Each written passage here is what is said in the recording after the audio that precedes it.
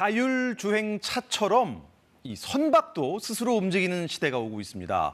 LNG 운반선이 자율운항으로 대양을 건너고 보트가 스스로 접안도 한다는데요. 4년 만에 상반기 수주 1위를 한 국내 조선업계가 기술 개발도 활발히 하고 있는 겁니다. 자, 오늘은 산업과학부 신지수 기자와 자세한 이야기 나눠보겠습니다. 신지수 기자, 안녕하십니까? 네. 정말로 자율 운항하는 배를 타고 오셨다고요. 야, 대단합니다. 사람이 없이도 그러니까 이 보트가 막 운항이 가능한 겁니까? 네, 그렇습니다. 사실 현재 국제법상 완전 무인은 불가능해서 사람이 타기는 해야 합니다. 네. 대신 조타석이 아닌 뒷자리에 타고 거의 아무것도 하지 않았는데요. 이 인공지능이 알아서 최적 항로를 찾아 운항을 했고요. 선박이 다가오자 이를 인식하고 우회했다가 다시 항로로 복귀하기도 했습니다. 보트 운항 면허가 있는 사람도 어려워한다는 게 이 접안인데 이것도 척척 잘 해냈습니다. 와, 배를 직접 대기까지 한다. 대단합니다. 이게 어떻게 해서 가능해진 거죠? 네, 사실 이게 자율주행차와 비슷한 원리라고 보시면 되는데요. 이 인공지능이 위성으로부터 위치 정보를 받고 자율주행차에 적용된 카메라와 라이다가 이 선박에도 장착이 되어 있어서 네. 이 선박 상태랑 주변 환경을 인식을 하는 겁니다. 그걸 바탕으로 자동으로 경로를 설정을 하고 엔진에 전달해서 운항하는 구조입니다. 이 자율운항 선박을 바다의 테슬라라고도 부르는데 이 파도, 암초, 선박 등 실시간으로 변하는 상황을 파악해야 하는 만큼 고난이도 기술이 필요한 상황입니다. 도로보다 바다가 사실 좀 더 어려울 것 같긴 한데요. 자, 우리 국내 업계가 이렇게 자율운항 기술 개발에 열심히 나서고 있습니다. 활발히. 이유가 뭘까요? 이게 미래 먹거리이기 때문인데요. 자율운항 관련 시장은 2028년까지 2천억 달러 규모에 이를 것으로 전망이 되고 있습니다.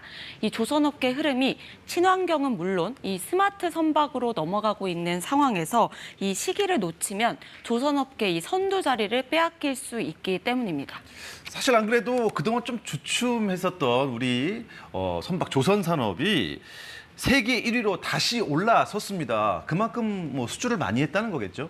네, 그렇습니다. 이 상반기 기준 전 세계 발주량의 이 45.5%를 수주했는데요. 사실 절반 가까이 싹쓸이 했다고 보시면 됩니다. 이 국내 대형 조선 3사의 상반기 수주량을 살펴봐도 올해 목표치의 절반 이상을 훌쩍 넘겼습니다. 이 상반기 기준으로 이 중국을 따돌린 건 2018년 이후 4년 만입니다.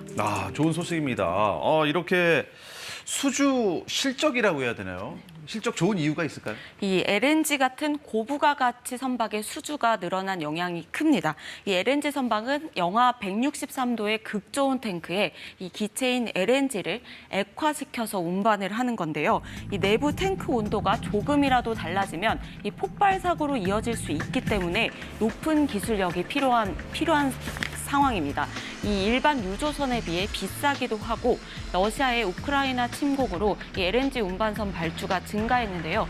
이 발주의 70% 이상을 국내 조선업계가 수주했습니다. 실적이 정말 좋아 보입니다. 그런데 마냥 웃고만 있는 상황은 또 아니라는데 왜 그렇죠? 네, 이 수주는 많이 했는데 예. 정작 현장에서 이 배를 만들 사람이 부족하기 때문인데요. 이 대형 조선사에 납품을 하는 협력업체 대표에게 제가 상황이 어떤지 좀 물어봤습니다. 그랬더니 필요한 인력에 비해 한 200에서 300명이 부족하다고 했습니다. 그렇게 많이요? 네, 인력이 부족하다 보니까 수주받은 물량을 다시 반납할 정도라고 이 상황을 토로했는데요. 실제 하반기에 이 용접, 도장 등 현장 인력이 9,500명 정도 부족할 것으로 예상되고 있습니다. 업계가 엄청난 호황인데 9,500명이나 부족하다고요? 예, 인력이 그렇습니다. 부족한 이유가 뭘까요? 그 2016년 조선업 불황을 겪으면서 많은 분들이 현장을 떠났기 때문입니다. 당시 대규모 구조조정이 있었는데요. 이 13만 명이 넘었던 하청 인력이 6년 만에 8만 명 넘게 감소했습니다. 그리고 이렇게 떠난 이들이 돌아올 유인이 적은 것도 문제입니다. 이 조선소 특성상 근무 강도는 높은데 그에 비해 임금은 거의 제자리 걸음이다 보니까 이 육상 건설 현장 등으로 인력이 떠나서 돌아오지 않는 겁니다. 이런 상황인데도 불구하고 대우조선해양 하청 노조가 또 파업 중이라면서요? 네, 그렇습니다. 이 조선업 불황 당시에 하락한 임금을 다시 원상복귀해달라는 게 네. 노조의 주장인데요. 근데 이제 대우조선해양 측은 이미 올해 공사 대금 명목인 이 기성금을 3% 정도 올려줬고 그 이상은 여력이 없다는 입장입니다. 이 조선업 특성상 이 수주가 늘어나는 게 당장 실적에 반영되지 않는 데다가 후판 같은 이 원자재 가격도 상승을 했다는 게 이유인데요. 이 전문가들은 당장은 어려울 수 있겠지만 임금을 현실화하고 장기적으로는 좀 정규직으로 채용하는 등 직업의 안정성 부분을 좀 개선하는 방향이 돼야 된다고 조언을 하고 있습니다. 뭐 국내뿐만 아니라 전 세계적으로 인력난이 심각한데 이것부터 좀 풀어가야겠습니다. 신지수 기자 오늘 잘 들었습니다. 고맙습니다.